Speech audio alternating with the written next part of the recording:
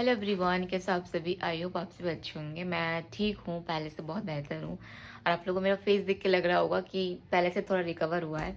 और मैं इतना हेल्दी फ्रूट खा रही हूँ ना, मैं अपनी ज़िंदगी में अपने करियर में कभी नहीं खाई हूँ। मैं से बता रही हूँ, मैं मजाक नहीं कर रही हूँ, क्योंकि मुझे फल वल पसंद नहीं था। और इतना सारा एक साथ एक चीज़ में जो खा रही हूँ, मैं अपने 35 साल के करियर में सच में नहीं खाई हूँ। मैं जब प्रेग्नेंट थी, जब डिशू पेट में थी, अ, तो सिचुएशन ही अलग था। चीज़ें पता नहीं क्यों जी रही हूँ, ऐसा फील हो रहा था। तो खाना पीना तो था भी नहीं।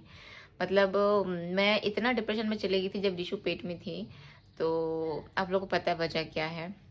तो सब लोग मुझे बोलते थे इतना डिप्रेशन रहेगी तो बच्चे पे असर पड़ेगा, बच्चे के दिमागी हालत पर असर पड़ेगा।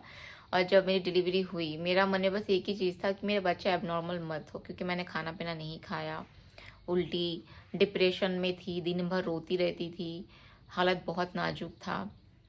मैं अगर डिप्रेशन में नहीं होती तो मेरी नॉर्मल डिलीवरी ही होती। एकदम पूरा पूरा नॉर्मल डिलीवरी ही होता मेरा, क्योंकि डॉक्टर ने तकरीबन मुझे सुबह 10 बजे इंजेक्शन दिए थे पेन का, और रात को 10 बजे सीजर किए। और मेरा नॉर्मल डिलीवरी होगा करके ही जो सीजर की जो डॉक्टर रहते, जो इंजेक्शन लगाते सीजर वाले, उन लोग सब चले गए थे कि नहीं। मैं इकलौती थी उस हॉस्पिटल में जो डिलीवरी के लिए थी, और बहुत अच्छा हॉस्पिटल है। तो फिर मैम बोली नहीं, शताब्दी का नॉर्मल हो जाएगा, टेंशन की बात नहीं है। मैम को पता था कि मतलब हस्बैंड साथ नहीं है, क्योंकि मैं जब वो छोड़ के चला गया था ना, तो देन मैं उस समय मैम को ही दिखा रही थी कंटिन्यू। तो फिर मैम को सब बातें पता था, मैं वहाँ पे रोती थी। तो मैम मेरा मतलब हर तरह से सपोर्ट की, मेंटली बोलो, फाइनेंशियली बोलो, उन्होंने मेरा फीस भी कम लिया। तो फिर क्योंकि मैं स्टार्टिंग से 1 महीने की प्रेग्नेंट थी, तब से मैं उनके पास जा रही हूँ कन्फर्म करने के लिए प्रेग्नेंट होगी नहीं। तो इसके बाद फिर मैम से बहुत सारी बातचीत हुई, वहाँ पे पूरा डिटेल्स बताई, खूब रोई। फिर मैम ने गले लगाया, मुझे सपोर्ट किया, साथ दिया। फिर मुझे बोला कि शताब्दी आप प्राइवेट रूम ही रख लो, और मैं प्राइवेट रूम ही रखी, क्योंकि मेरा दिमागी हालत उसमें सही नहीं था। और मेरे पापा मम्मी थे उस वक्त, तो प्राइवेट रूम बुक की। एक पर डे का 4,500 था रूम रेंट पर डे का। तो वो प्राइवेट कमरा बुक की थी मैं। अभी भी सोचती हूँ तो पहले मेरे को रोना आता था, बट अभी सोचती हूँ तो मुझे बहुत अंदर से स्माइल आती है। मतलब खुशी होती है कि मैं वो चीज़ फेस करके आज यहाँ तक पहुँची हूँ। बेटी बड़ी हो गई, 4 साल की हो गई है।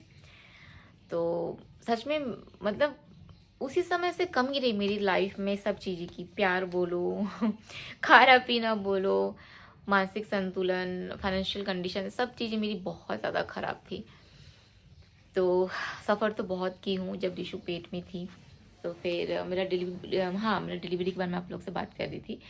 तो फिर वही मैम ने छुट्टी दे दिया, क्योंकि एनेस्थीसिया पीठ में लगाने वाले डॉक्टर और होते हैं। और जब बच्चा पैदा होता है, जो बच्चों वाले डॉक्टर होते हैं, पेडियाट्रिक डॉक्टर जिसे बोलते हैं, तो उनको भी छुट्टी दे दिए थे, क्योंकि डिलीवरी उस दिन था नहीं एक भी। तो वो भी चली गई थी। तो थी बस जो गायनो डॉक्टर थी, जो सीजर करती, वो बस थी। तो बोली नहीं, नॉर्मल डिलीवरी है तो हम करवा लेंगे करके। 10 बज गए, पानी फट गया, लेकिन रीशू नहीं निकली। मैं पुश कर, मैम बोली बेटा आप बहुत वीक हो, पता है, आप थोड़ा सा अगर तंदुरुस्त रहते ना, आप इजीली नॉर्मल डिलीवरी आपका हो जाएगा, कोशिश करो कोशिश करो। मैं पुश करते करते करते करते एकदम थक गई। मतलब सोचो, एक कमरा है प्राइवेट रूम, पर्दा लगा दिए इधर, उधर मेरे पापा, मम्मी, मेरे भाई, मेरी बहन, चारों लोग उधर है। पर्दे के इस पार मैं हूँ जो दर्द में तड़प रही हूँ, और मेरे साथ डॉक्टर लोग हैं। उसके बाद उसमें थोड़ी देर बाद नर्स लोग चले गए। फिर और दर्द से तड़प रही हूँ, एक पैर मेरी मम्मी पकड़ी, एक पैर मेरी बहन पकड़ी, और मैं दर्द से मरी जा रही हूँ डिलीवरी नॉर्मल के लिए। मैं बोली डॉक्टर मेरे से नहीं होगा, प्लीज़ अब सीजर करवा दो। मैं सीजर करवा दो बोलती रही बोलती रही। उसके 3 घंटे बाद डॉक्टर ने सीजर किया, क्योंकि डॉक्टर एंड तक उन्होंने ट्राई किया कि नॉर्मल हो। मैं बोली मैं नहीं बचूंगी इतना दर्द के साथ, प्लीज़ आप मेरा सीजर करवा दो। 3 घंटा 4 घंटा चिल्लाती रही मैं, कब से मैं 6 या 5 बजे से बोल रही थी। तो सीजर हुआ था 10 बजे के आसपास। और फिर भी अच्छा सुनो, फिर भी मुझे ऑपरेशन थिएटर में ले गए सीजर के लिए, वहाँ पे भी उन्होंने नॉर्मल डिलीवरी के लिए ट्राई किया। मैं बोली प्लीज़, और मैं नहीं कर सकती। फिर डॉक्टर बोली हम फ़ोन कर दिए हैं, जो एनेस्थीसिया लगाते हैं वो आ रहे हैं, और जो पेडियाट्रिक डॉक्टर बच्चे वाली वो भी आ रही है। तो वो दोनों पहुंचे, फिर मेरा सीजर हुआ। तो डॉक्टर जो थे, जो पीठ में इंजेक्शन लगा रहे थे मेरे, मैं ऐसा आँख खोल के देख रही हूँ, मेरे को दिख ही नहीं रहा है, बहुत मुश्किल से आँख खोली मैं। तो फिर मुझे बोलते हैं कि आपका नाम है क्या, आपने कितना पढ़ाई लिखाई किया, करते करते ना पीठ में घुसा दिया एनेस्थीसिया, घुसा दिए। फिर बोलते हैं पता चल रहा है दर्द, ये हिल रहा है, ऐसे हिल रहा है करके।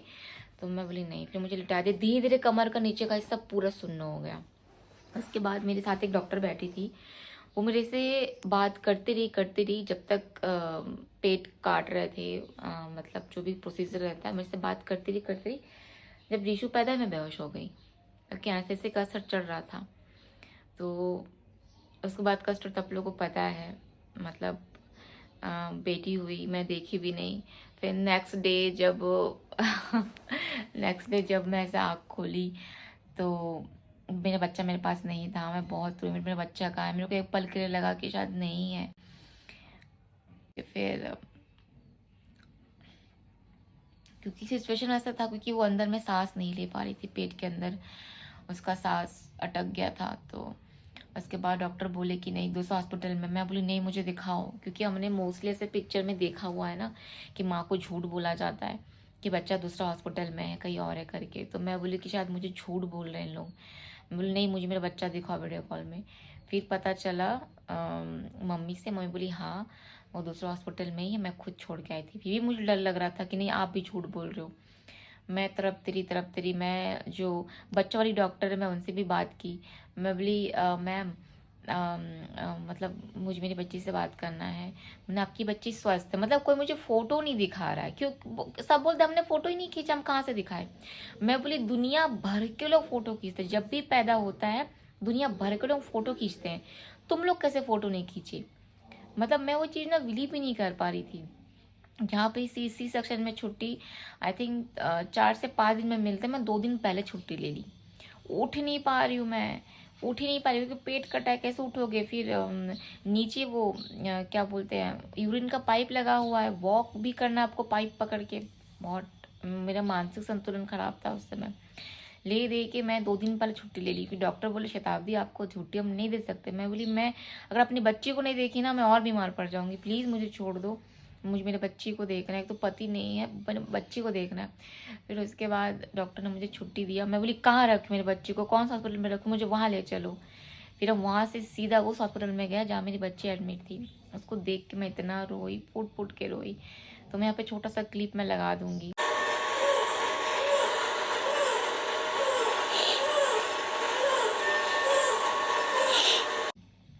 जब छोटी थी तो उस दिन से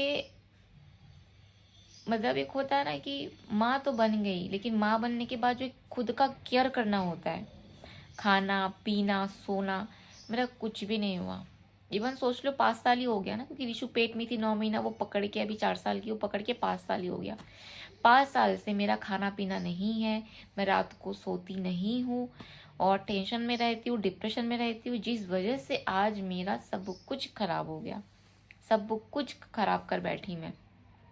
क्योंकि ऋषु को लेके तो आ गई मैं, मेरी बेटी उस समय उसको छुट्टी नहीं दी है, मैं घर आ गई, मैं तड़पती रहती थी।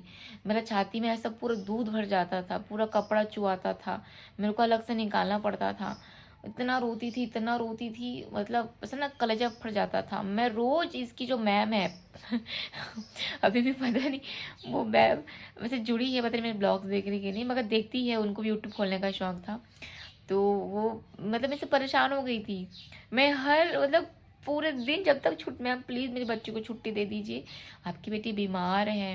बोली नहीं नहीं नहीं, बोलता आपकी बेटी को झटके आ रही है, दवाई चलेंगे। मैं बोली मेरी बेटी मेरे पास रहेगी ना, वो ठीक हो जाएगी, माँ के पास सब बच्चे ठीक हो जाते हैं। हमने बॉन्ड साइन किया। मेरा भाई बोला ठीक है, बच्ची को कुछ भी होगा ना उसकी जिम्मेवारी हमारी, हम लिख के दे रहे हैं, हमको छुट्टी चाहिए। फिर हमने बॉन्ड साइन करके दिया कि हमारे बच्चे को कुछ भी होता है तो उसकी जिम्मेवारी हमारी। देखो एक बच्चा अगर अपनी माँ के छाती से लगता चिपकता है ना, वो बच्चा ऐसे ही स्वस्थ हो जाएगा। एक तो वो पैदा हुआ माँ का जो पहला दूध रहता है वो ऋषु को मिला नहीं, वो 10 दिन तो मैं फेंक ही रही थी।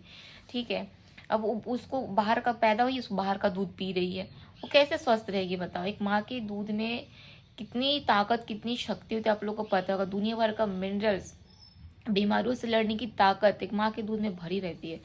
तो मैं बोली वो दूध पी करके और बीमार पड़ेगी।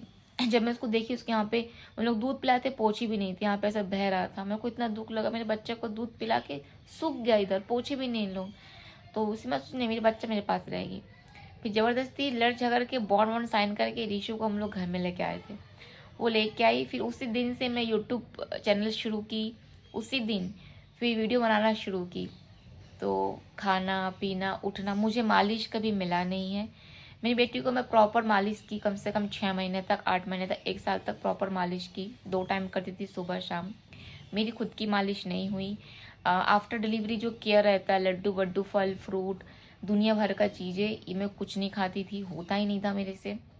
और वो पूरा डिप्रेशन में रहती थी, पूरा।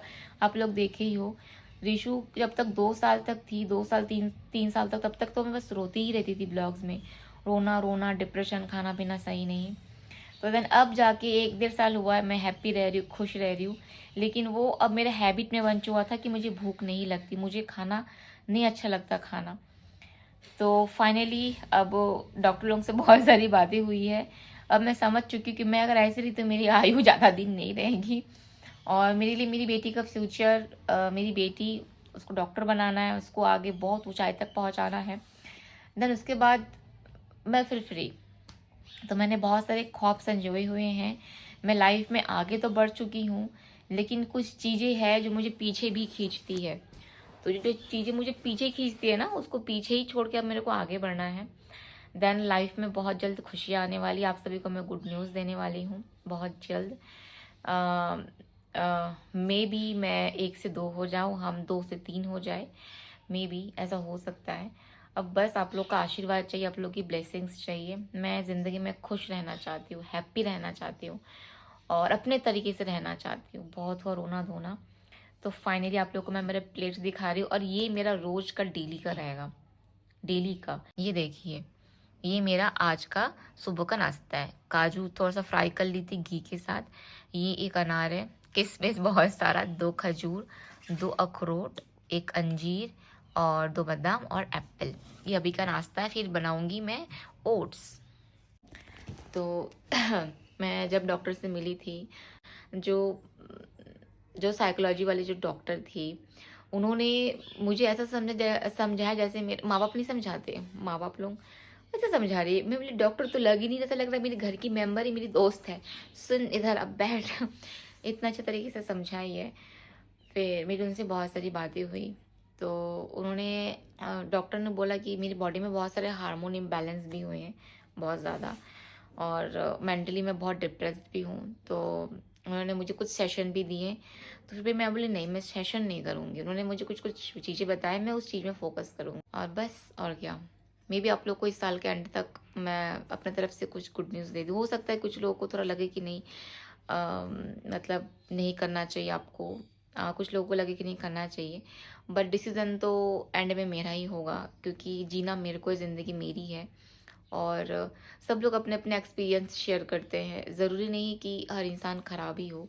मेरे कुछ फ्रेंड्स हैं जिनको बहुत धोखा मिला, बट मेरे कुछ फ्रेंड्स ऐसे भी हैं जो हैप्पीली मैरिड लाइफ जी रहे हैं। तो अच्छे और बुरे दोनों चीज़ होते हैं, है ना। बट ये किस्मत किस्मत की बात होती है। बट मुझे हनुमान बाबा पे पूरा भरोसा है, इस बार शायद सब चीज़ें अच्छी ही हो। और मेरे कुंडली में लिखा हुआ भी है कि 30 साल के बाद ही मैं लाइफ में कुछ करियर में आगे बढ़ूंगी। 30 साल के बाद मेरा नाम होगा, करियर में आगे बढ़ सकती हूँ। अच्छा लाइफ पार्टनर, अगर मेरी शादी 30 साल के बाद होती तो मुझे बहुत अच्छा लाइफ पार्टनर मिलता, कुंडली का लिखा हुआ है। मगर मेरी शादी 25-26 साल में पापा लोग कर दिए थे, और डिवोर्स लिखा हुआ भी था मेरे कुंडली में। बट एक चीज़ है, हमारे बंगाली में ये सब मानते नहीं है कुंडली वगैरह, जिस कारण से कुंडली मिलान नहीं हुआ था, कुछ भी नहीं हुआ था। मगर मैं अभी इतनी भक्त हो गई हूँ कुंडली की, एस्ट्रोलॉजर की, कि मुझे भी अब चीज़ें आने लग गई, मैं भी चीज़ें सीख गई हूँ। मुझे पहले से कुछ कुछ सिक्स सेंस आ जाता है, ऐसा होगा वैसा होगा, और वो होता भी है। मतलब इतनी घुस गई सब चीज़ में, पता है। चलिए, अब मैं बहुत बात कर ली, अब मैं ये फिनिश करती हूँ। फिर देन मुझे पार्सल भी पैक करना है, उसके बाद मेरे को रीशु से स्कूल भी लाना है। और आज रीशु का एक शूट हम करने वाले दुर्गा माँ वाला, उसको दुर्गा माँ बना के शूट कराने भी लेके जाऊँगी। तो प्लीज़ आप लोग जो हमारा चैनल है, रीशु का और मेरा, उसको प्लीज़ आप लोग सब्सक्राइब कीजिएगा, लाइक कीजिएगा, शेयर कीजिएगा। मैं यहाँ पे स्क्रीनशॉट लगा दूँगी जिसमें रीशु की झलकियाँ, उसकी शरारत, उसकी बदमाशी, उसका रोना हंसना सब मैं डालते रहूँगी। चलिए आप सभी को बाय बाय। बस एक छोटा सा स्टोरी आप लोग से शेयर की, मन कर रहा था कि किसे बोलूँ किसे बोलूँ किसे बोलूँ, तो सोची क्यों ना आप लोग को बोल देती हूँ। छोटा सा स्टोरी मेरा बस। एक टाइम था बहुत रोती थी, एक टाइम में सोचती तो बहुत स्माइल के साथ अंदर से चीज़ें एक फ्लैशबैक में आ जाती है।